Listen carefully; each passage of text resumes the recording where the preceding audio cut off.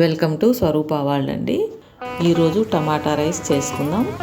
టమాటా rice చేసుకోవడం చాలా ఈజీగా ఉంటుంది, తినడానికి చాలా రుచిగా ఉంటుందండి. ఇది చాలా సింపుల్గా తక్కువ సమయంలోనే చేసుకోవచ్చు.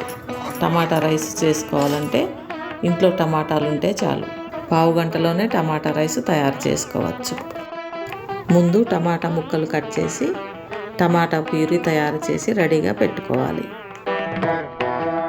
2 స్పూన్ల నూనె వేడయ్యాక 2 యాలకులు, లవంగాలు, చెక్క, పువ్వు, షాజీరా వేసి కలపాలి. తర్వాత ఉల్లిగడ్డ ముక్కలు వేసి వేపాలి. ఇవి కొంచెం వేగాక పచ్చిమిర్చి, ఎండుమిర్చి, కరివేపాకు,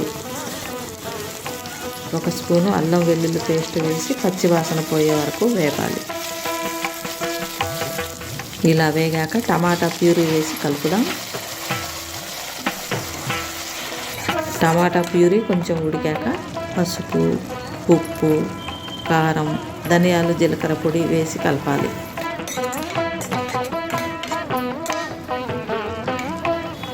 మూత పెట్టి నూనె పైకి వచ్చే వరకు సిమ్ములో ఉడకనివ్వాలి.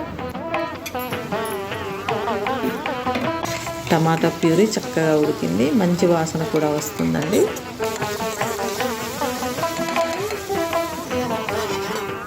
అన్నం కూడా ఉడికింది. ఈ అన్నాన్ని టమాటా ప్యూరీలో వేసి కలుపుకుందాం.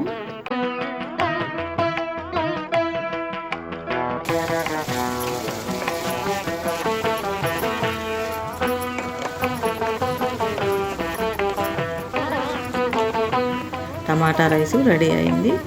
ప్లేట్లో వేసి కొత్తిమీర కలుపుదాం.